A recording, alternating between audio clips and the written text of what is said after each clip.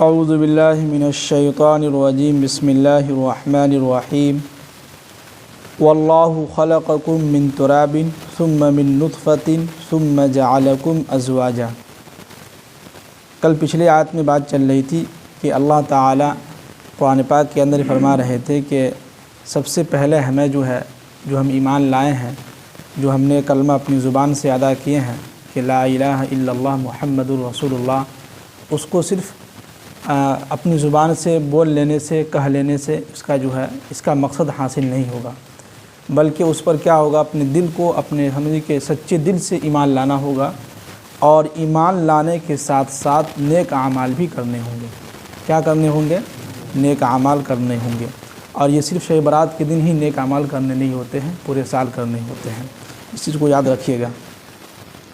اب آگے کہہ رہے ہیں کہ واللہ، اللہ وہ ہے خلقکم من تراب، جس نے تمہیں مٹی سے پیدا کیا ہے۔ کس چیز سے؟ مٹی سے پیدا کیا ہے۔ ثم من نطفۃ، پھر نطفہ سے۔ ثم جعلکم ازواجا، پھر اللہ تعالیٰ نے جس دنیا کے اندر تم لوگوں کو جوڑے جوڑے پیدا کیا ہے، یعنی بیٹا ہے تو بیٹی بھی ہے، دونوں کیا ہیں؟ دونوں ہیں۔ اب آگے کہہ رہے ہیں کہ وما تحمل من انثی، اور جو کوئی بھی مادہ حمل سے ہوتی ہے، یعنی دنیا کے اندر جتنے بھی مخلوق ہیں، جب وہ حمل سے ہوتی ہے، مادہ جس کو کہتے ہیں، تو وہ ولا تضع الا بعلمہ، اور وہ جو کچھ بھی جنتی ہے یعنی پیدا کرتی ہے، تو الا بعلمہ، اس کا علم جو ہے صرف اللہ کو ہے، یعنی اللہ کے علاوہ کسی کو بھی معلوم نہیں ہے کہ ماں کے پیٹ میں بیٹا ہے یا بیٹی ہے، کیا ہے نہیں ہے، یہ صرف اللہ کو معلوم ہے۔ کس کو معلوم ہے؟ اللہ کو معلوم ہے۔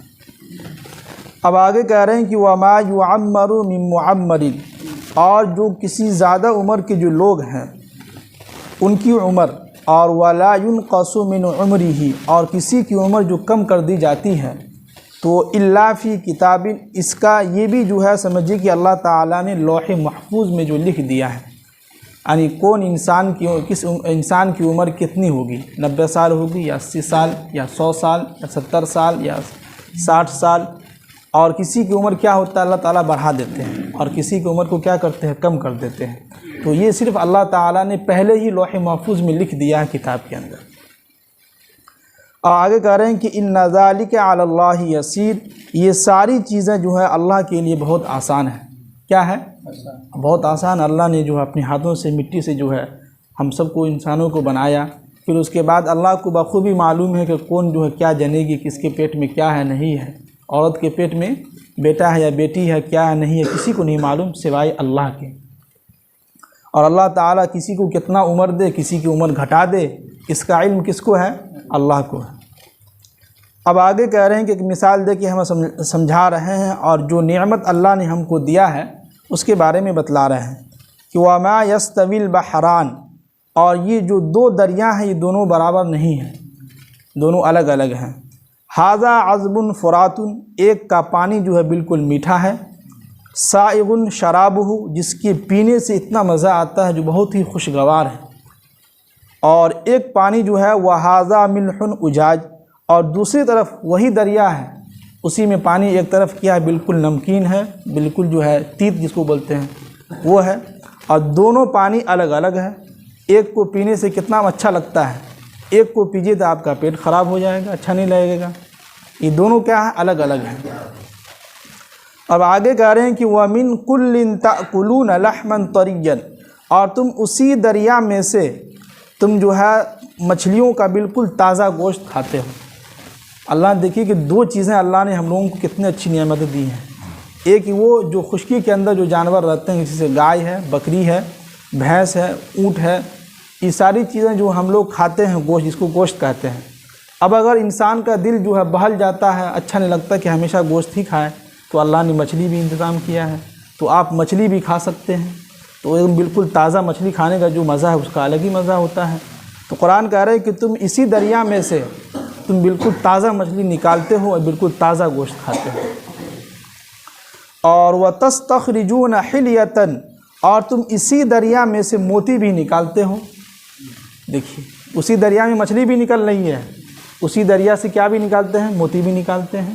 اور تلبسونہا اسی موتی کو تم پہنتے بھی ہو، عورتیں پہنتی ہیں نا۔ اللہ نے سمندر ایک ہی بنایا ہے، ایک طرف پانی میٹھا ہے، ایک طرف پانی کیا ہے، نمکین ہے۔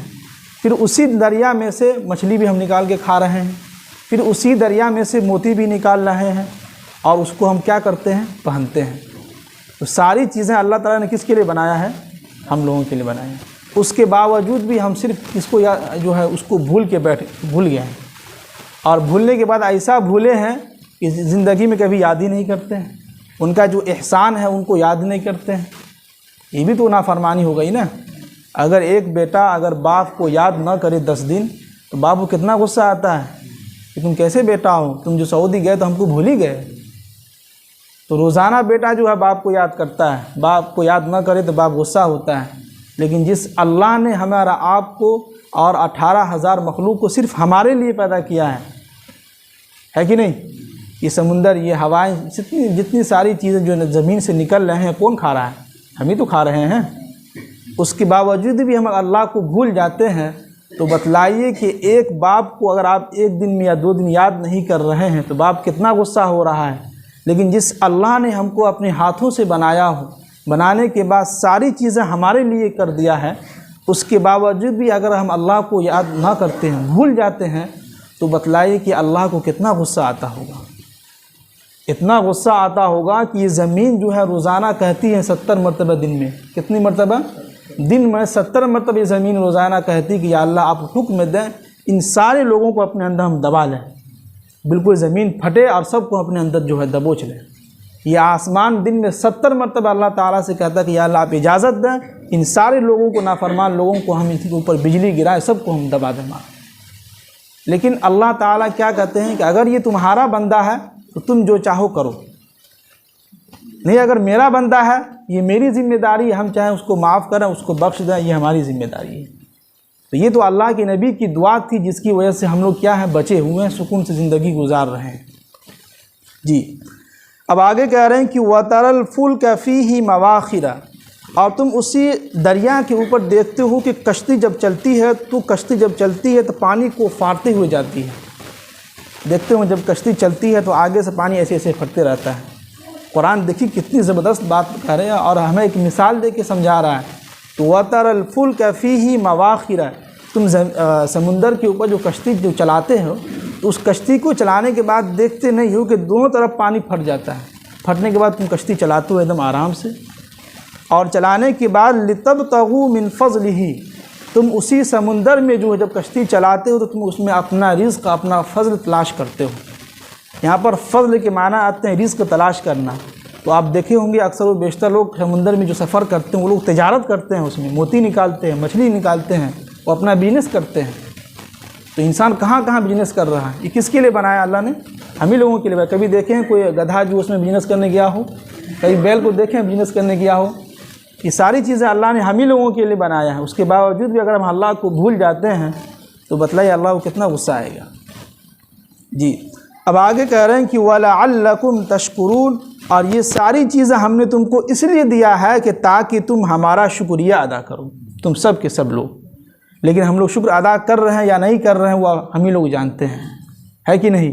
تو اللہ کے نبی کی حدیث ہے کہ جو لوگ دنیا کے اندر لوگوں کا شکریہ ادا نہیں کرتا وہ اللہ کا شکریہ کیسے ادا کرے گا؟ کسی نے کوئی چیز دیا تو اس کا ہم شکریہ ادا نہیں کرتے، جبکہ کرنا چاہیے۔ کوئی اگر ایک گلاس پانی پلا دیا تو بہت بہت شکریہ آپ کا، تھینک یو۔ کوئی اگر کوئی کام کر دیا ہمارا تو تھینک یو آپ کا، بہت بہت شکریہ۔ تو یہ اگر دنیا کے اندر اگر آپ لوگوں کا شکریہ ادا کریں گے تو ایٹومیٹک آپ بھی اللہ کا شکر ادا کرنا سیکھ جائیں گے۔ لیکن ہم لوگ دنیا کے اندر اگر کوئی کام کر دیتا ہے تو شکریہ ادا کرنے کے بجائے اس کو ایک تھپڑ لگا بھی دیتے ہیں، گالی بھی دے دیتے ہیں، نہیں بھی دیتے ہیں تو کچھ بولتے بھی نہیں ہیں، شاباش بھی نہیں دیتے ہیں، دعا بھی نہیں دیتے ہیں۔ تو اس سے کیا ہوتا ہے کہ ہم جو ہے ہمارے دلوں کے اندر اللہ کا شکریہ بھی ادا کرنے کا جذبہ پیدا نہیں ہوتا ہے۔ اگر آپ چاہتے ہیں کہ ہم اللہ کا شکریہ ادا کریں تو سب سے پہلے دنیا کے اندر لوگوں کا شکریہ ادا کیجیے۔ اگر آپ لوگوں کا شکریہ ادا کرتے ہیں تو آپ بالکل ایٹومیٹک جو اللہ کا بھی شکر ادا کرنا سیکھ جائیں گے۔ سمجھ رہے ہیں؟